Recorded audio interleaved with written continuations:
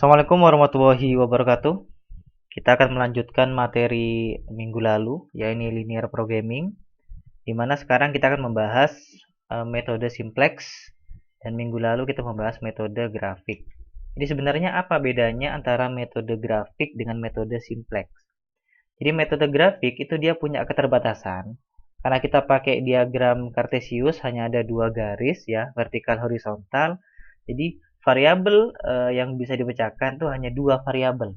Jadi kasus-kasus yang hanya dua variabel itu bisa diselesaikan dengan metode grafik. Tapi kalau kasusnya variabelnya lebih dari dua, itu sudah tidak bisa diselesaikan dengan menggunakan metode grafik. Jadi kalau variabelnya lebih dari dua, kita bisa menggunakan metode simplex. Pak, misalnya variabel 2 pakai simplex bisa nggak? Bisa. Jadi simplex ini 2 bisa, lebih dari 2 juga bisa.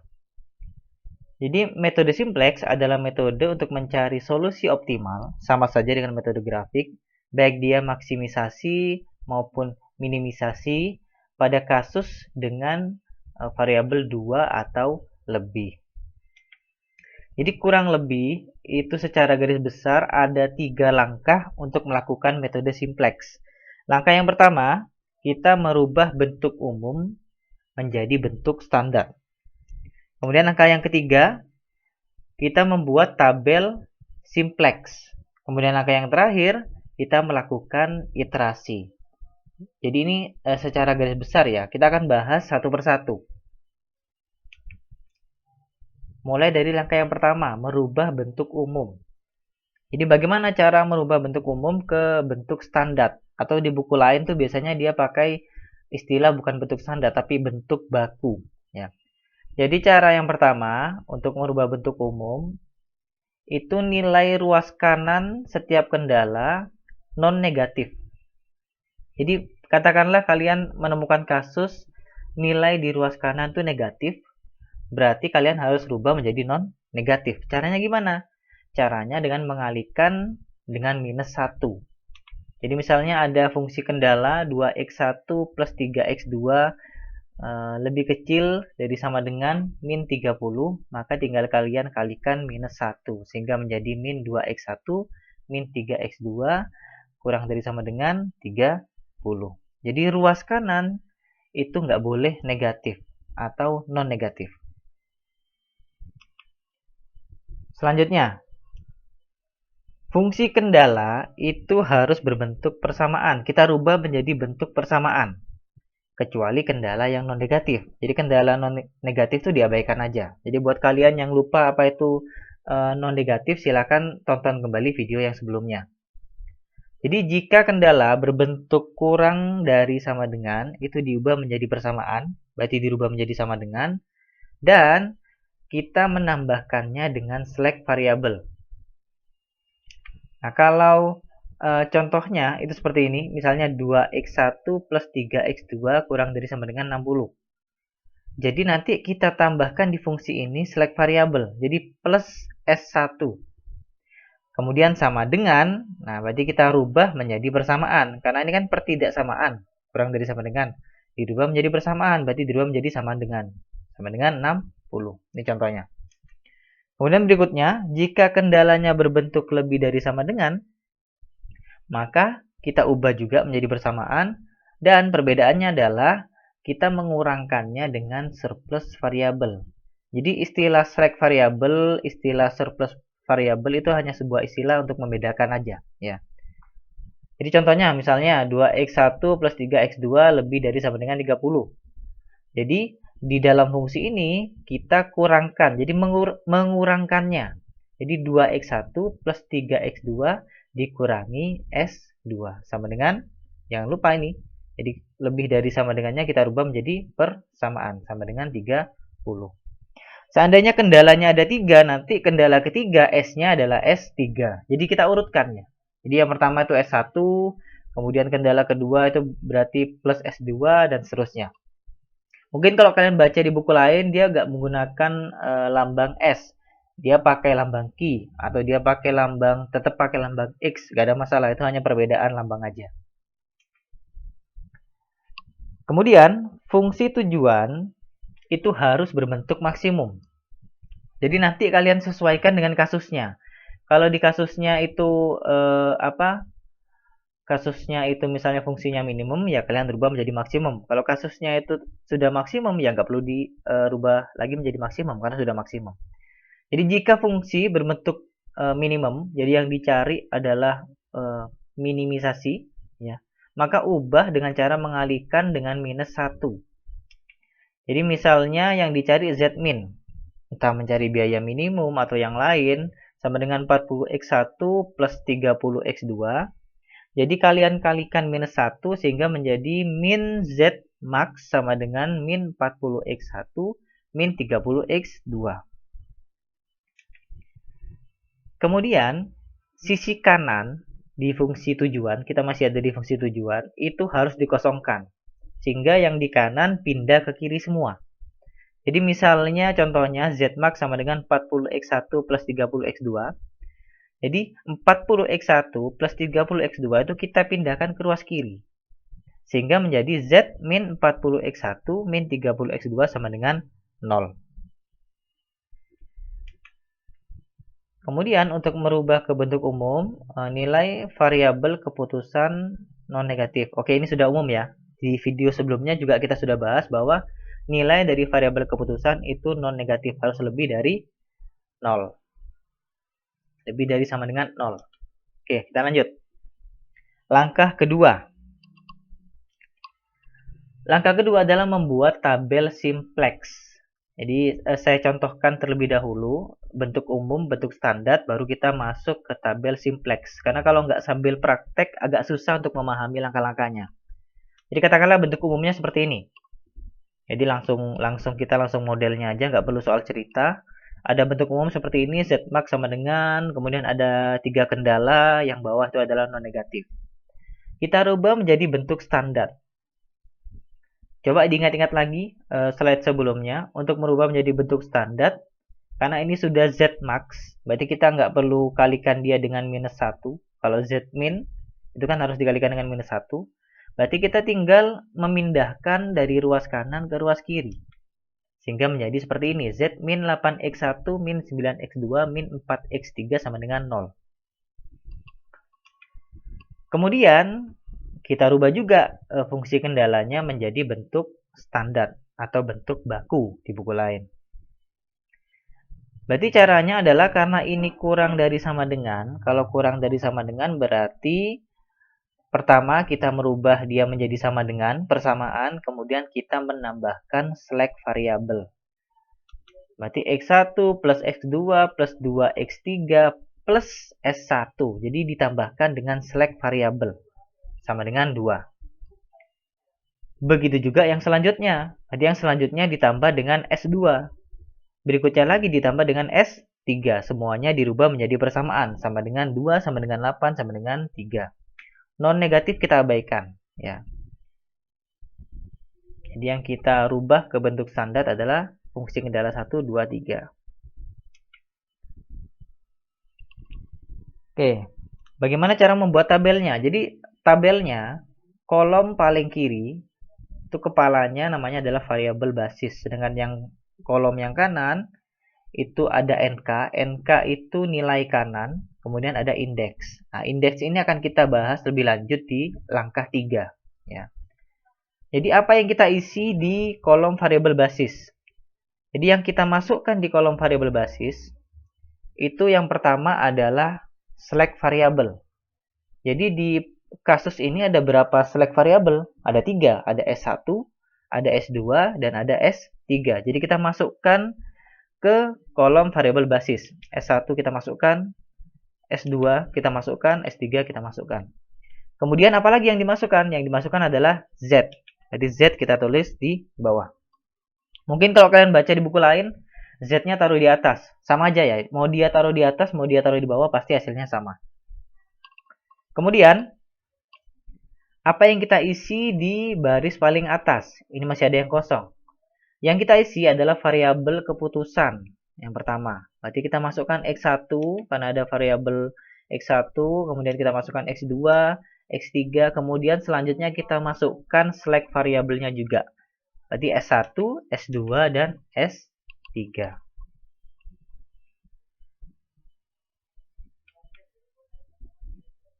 Nah, selanjutnya itu bagaimana cara kita untuk mengisi kolom yang di dalam. Kita tinggal melihat bentuk standarnya yang sudah kita buat tadi. Jadi tinggal kita urutkan aja, misalnya kita mau ngisi yang S1, ya, baris S1 ini. Untuk fungsi kendala yang pertama. Di sini kan 1x1. Jadi kita perhatikan nilai koefisiennya. 1x1, berarti ini 1. 1 kita masukkan di sini. Ya, x1-nya 1. X2-nya berapa di sini? 1 juga kita masukkan ke sini. X3-nya berapa? 2. Kita masukkan sini. S1-nya berapa? S1-nya 1, taruh sini. S2-nya ada nggak? S2-nya nggak ada. S3-nya? S3-nya juga nggak ada, berarti 0. Kemudian nilai kanannya, nilai kanan ini nilai yang ada di ruas kanan. Ya, nilai kanannya adalah 2, berarti kita tulis 2 di sini. Begitu juga kalian lakukan di fungsi kendala kedua, fungsi kendala ketiga, dan Z. Sehingga jadi seperti ini. Oke, ini langkah kedua sudah selesai. Kita sudah buat tabel simplexnya. Selanjutnya kita lanjut ke langkah ketiga, yaitu kita melakukan iterasi. Nah, bagaimana cara melakukan iterasi? Pertama, kalian mencari kolom kunci. Jadi kalau kita mau nyari kolom kunci, kita fokus pada nilai koefisien pada fungsi tujuan. Jadi fungsi tujuan itu ada di baris paling bawah. Jadi kita fokus ke garis paling bawah. Jadi ini adalah nilai koefisien dari fungsi tujuan. Min 8, min 9, min 4, dan seterusnya. Jika permasalahannya kita mencari nilai maksimum, maka kolom kuncinya adalah nilai negatif tertinggi. Nah, jika permasalahannya adalah kita mencari nilai minimum, maka kolom kuncinya adalah nilai positif tertinggi. Jadi kita cari nilai positif tertinggi. Nah, untuk permasalahan ini, tadi soalnya kan Z-max. Berarti kita mencari nilai maksimum, artinya kolom kuncinya adalah kita mencari nilai negatif tertinggi. Nah, dari baris ini, baris paling bawah ini, mana nilai negatif tertinggi? Adalah min 9. Nah, misalnya, nih ya, misalnya ada dua nilai negatif yang sama-sama tinggi. Ada min 9, ada min 9. Berarti kita tinggal pilih salah satunya. Karena di sini paling tinggi ada di sini, min 9, berarti ini merupakan ya baris, maksud saya kolom X2, ini merupakan kolom kunci. Selanjutnya, setelah kita menemukan kolom kunci, kita mencari baris kunci. Bagaimana cara mencari baris kunci? Jadi, untuk mencari baris kunci, kita harus mencari dulu nilai indeksnya. Nah, ini baru kita mencari nilai indeks ini, karena ini masih kosong. Ya.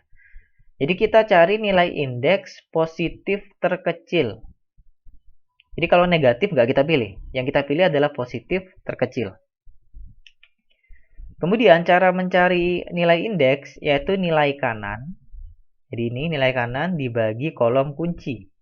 Jadi kalau kita mau nyari nilai indeks di baris pertama, berarti nilai kanan yang pertama, berarti 2 dibagi dengan 1. Jika kolom kunci berarti yang ini ya, bernilai 0 atau negatif dapat diabaikan. Kenapa?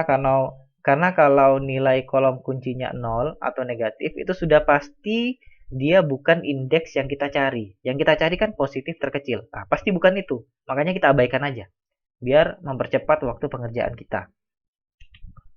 Kemudian, jika terdapat nilai indeks terkecil yang sama, nah ini kasusnya sama seperti kolom kunci, maka kita pilih salah satu.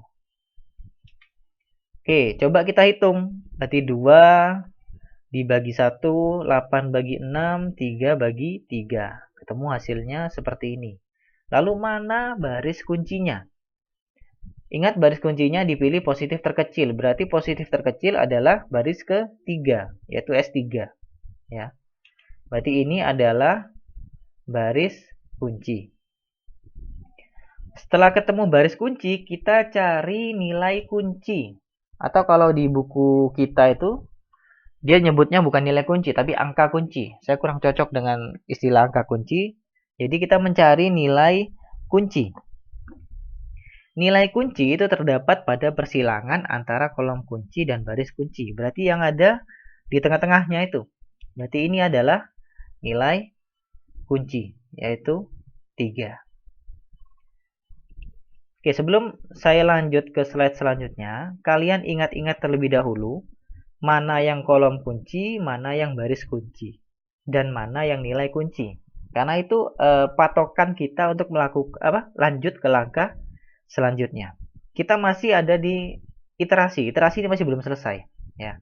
Jadi diingat-ingat kolom kuncinya X2, baris kuncinya S3, kemudian nilai kuncinya adalah 3.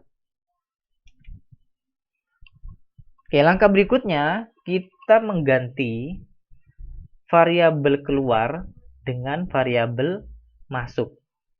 Jadi variabel keluar itu apa? Yang mana? Variabel masuk itu yang mana? Jadi S3 ini adalah variabel keluar. Kenapa? Karena variabel ini akan kita keluarkan dari tabel. Kemudian X2 merupakan variabel masuk.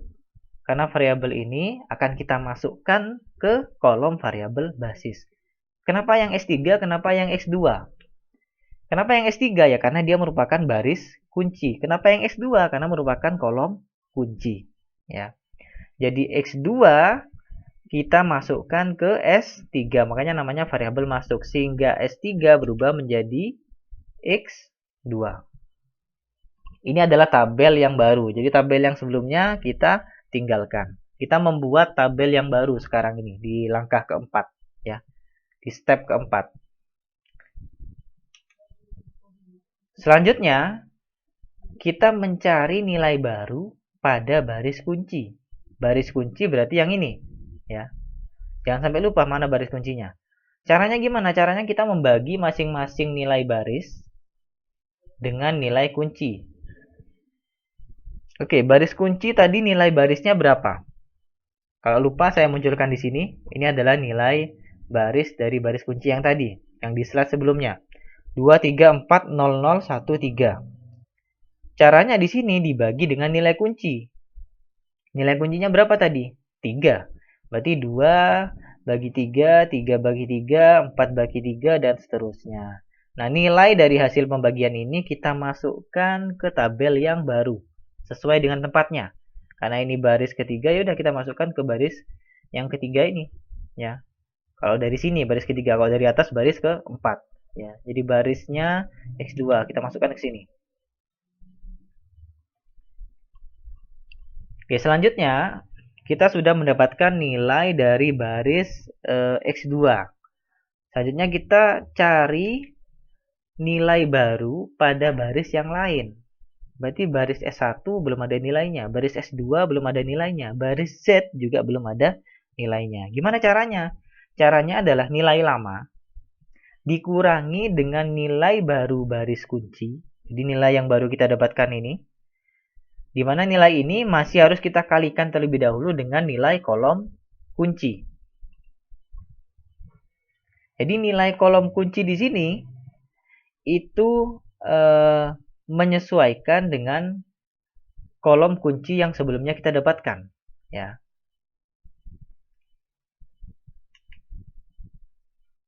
Oke, contoh misalnya.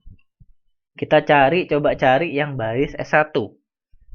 Nilai lamanya, itu kalau kalian slide sebelumnya, nilai lamanya adalah 112, 1002. Nilai baru, jadi nilai baru baris kunci, dikali nilai kolom kunci, itu saya namakan nilai baru. Ya. Nilai barunya, itu adalah ini, yang ungu. Jadi warnanya saya sesuaikan, biar kalian gak bingung. Nilai baru baris kunci, kita masukkan ke sini. 2/3, 1, jadi sesuai dengan yang ini, ada di tabel. Sampai sini, kemudian dikali dengan nilai kolom kunci. Ini kolom kuncinya, 1. Ya.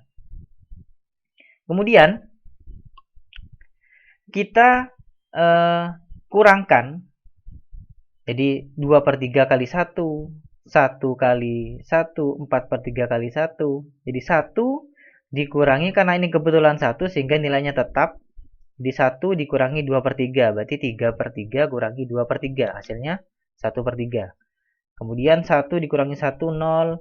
Kemudian ini 2 dikurangi 4/3, berarti 6/3 dikurangi 4/3, 2/3. Dan seterusnya. Kemudian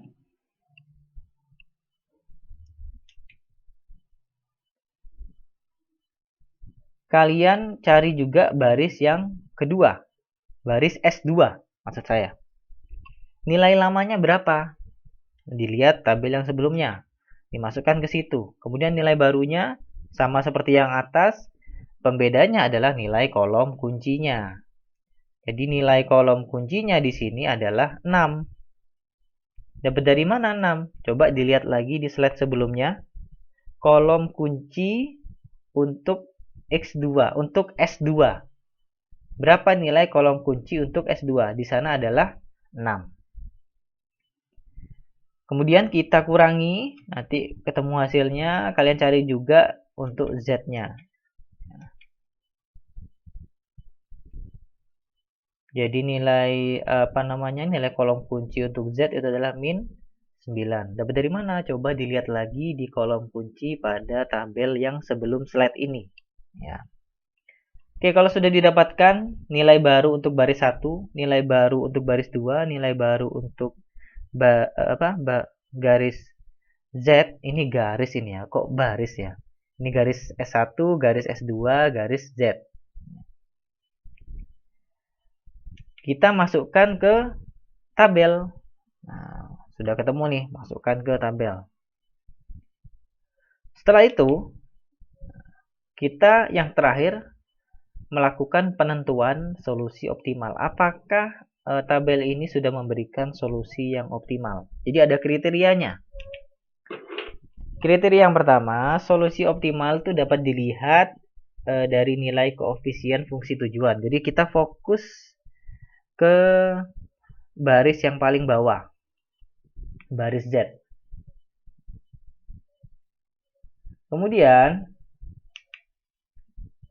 jika Z max, jadi jika kita mencari nilai keuntungan maksimum atau mencari nilai yang maksimum, dikatakan optimal jika seluruh nilai koefisien positif atau 0.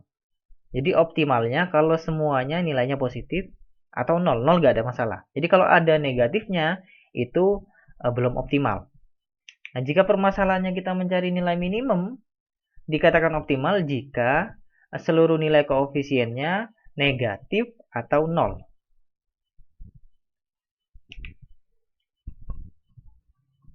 Nah, karena di sini kita permasalahannya adalah mencari nilai yang maksimum, maka kita harus melihat bahwa semuanya harus bernilai positif. Ternyata tidak. Ada nilai min 2. Nah, artinya apa? Artinya masih terdapat nilai minus, maka iterasi 1, ini kan kita melakukan iterasi yang pertama. Ya, belum menghasilkan solusi yang optimal. Nah, kalau belum menghasilkan solusi optimal, gimana? Ya, kita lihat yang paling bawah ini. Jika kriteria tidak terpenuhi, maka kita ulang kembali dari langkah 1. Sampai menghasilkan solusi yang optimal. Jadi ini adalah tugas untuk kalian untuk melanjutkan kasus ini sehingga dia menghasilkan solusi yang optimal. Nanti biasanya endingnya adalah kolom variabel basis ini berubah menjadi maksud saya variabel keputusan semuanya akan masuk ke variabel basis. Jadi X1 akan masuk ke sini menjadi variabel keluar, X2 menjadi variabel masuk, maksud saya X2 juga akan pindah, X2 sudah pindah ya, X3 akan pindah juga ke variabel basis. Nah, bagaimana ininya pengambilan keputusannya? Jadi caranya kita membaca ketika dia sudah optimal, caranya katakanlah seperti ini contohnya. Ini X2 sudah masuk ya. Berarti nanti katakanlah ini produksi, berarti kita memproduksi S2. Jadi katakanlah ini kita asumsikan dia sudah optimal ya. Kita produksi X2 sebanyak berapa? Sebanyak 1. Nanti kan X3-nya juga masuk ke sini nih, variabel basis ya. Jadi X3 akan kita produksi sebanyak berapa? Kita lihat nilai kanannya. Nanti menghasilkan keuntungan sebesar berapa? Kita tinggal lihat nilai kanan dari Z-nya. Itu adalah keuntungan yang didapatkan. Jadi itu adalah tugas untuk kalian. Kalian cari, kalian lanjutkan kasus ini sehingga dia menghasilkan solusi yang optimal. Jadi disebutkan nanti kalian masuk ke iterasi keberapa. Ini iterasi kedua. Iterasi kedua belum menghasilkan solusi optimal, lanjut ke iterasi ketiga dan seterusnya. Oke, jadi apa yang saya sampaikan kalian bisa baca di bukunya Zulian Yamit, ya, manajemen kuantitatif untuk bisnis. Jadi kalau ada pertanyaan bisa ditanyakan di Telegroup seperti biasa. Oke, terima kasih. Sekian materi kali ini. Wassalamualaikum warahmatullahi wabarakatuh.